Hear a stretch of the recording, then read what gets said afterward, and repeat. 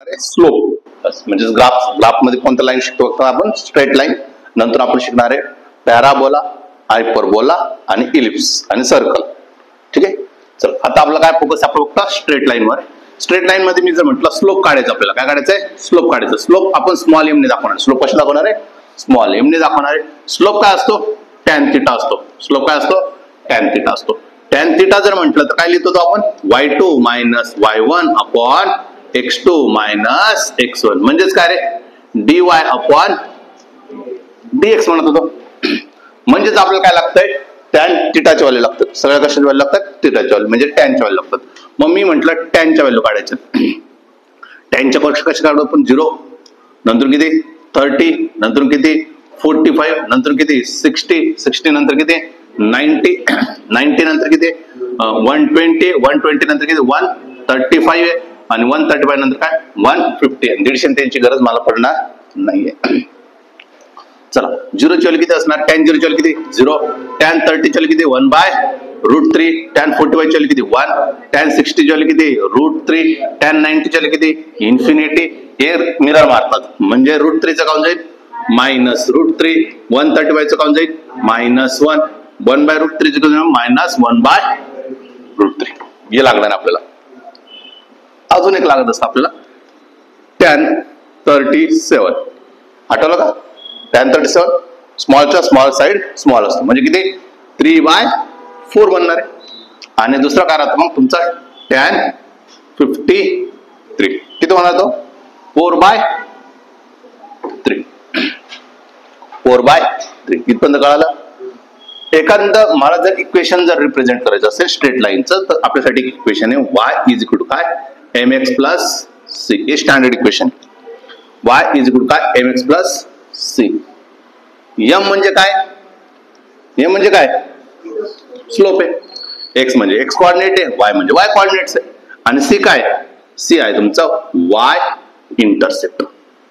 y intercept काय doubt आहे y intercept. ठीक आहे लक्षात ठेवा.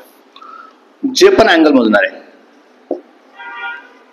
अँगल इज मेजर्ड व्यवस्थित समजा. आता angle is measured from positive x axis. Positive x axis पासून मोजायचं in anti clockwise. In anti clockwise म्हणजेच काय ते समजतं. नंतर बाकी गोष्टी येणार आहे. बघा हा असा होता तर मी इथून मोजायला सुरुवात केली पॉझिटिव्ह एक्स ऍक्सिस पासून अँटी क्लॉकवाईज. असं असेल तर काय होईल इथूनच मेजर करणार आहे.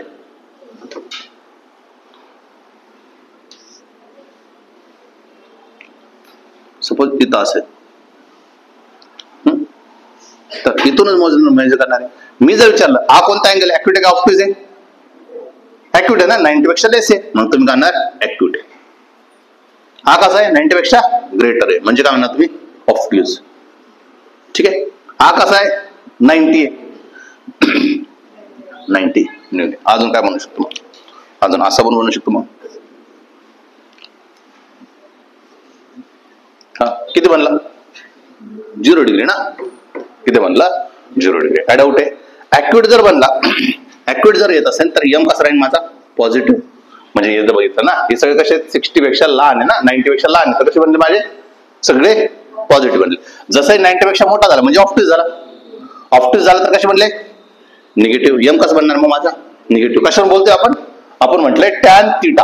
हा टॅन थिटा म्हणजेच काय यम कसा बनतोय माझा जर माझा अँगल जर मोठा झाला ऑब्ट्यूज झाला तर कसं म्हणलं माझा निगेटिव्ह. यम कसं म्हणलं माझा पॉझिटिव्ह. 90 म्हणला तर यम कसं बनेल माझा इन्फानाइट आणि यम म्हटलं तर किती होऊन जाईल माझा 0. काय डाऊट आहे यम इन्फानाइट आणि यम 0.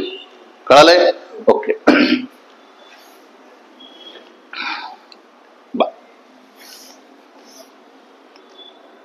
मी आता असं म्हटलं व्यवस्थित समजा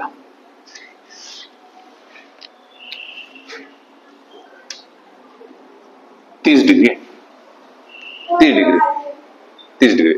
दिसतं ना 30 डिग्री. आता जर 30 डिग्री जर मला असेल तर आपल्याला माहित झालं टॅन थिटा काढायचा. यम म्हणजेच काय टॅन थिटा ना म्हणजे किती टॅन 30 टॅन किती 30, टॅन 30 म्हणजेच किती 1/√3. मला रिप्रेझेंट करायचं इक्वेशन मध्ये मला लिहायचंय. चलो इक्वेशन लिहायचं. y जोड काय mx प्लस c. y जोड काय mx प्लस c. m ची व्हॅल्यू किती आली? m ची व्हॅल्यू 1/√3.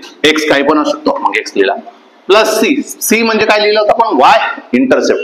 y ऍक्सिसला कुठं कट करतोय तो? y ऍक्सिसला कुठं कट करतोय तो?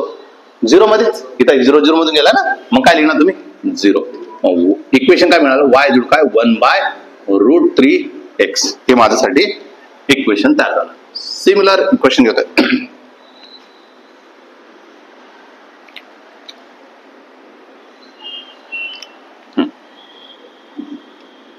हा सुद्धा 30 डिग्री सपोज.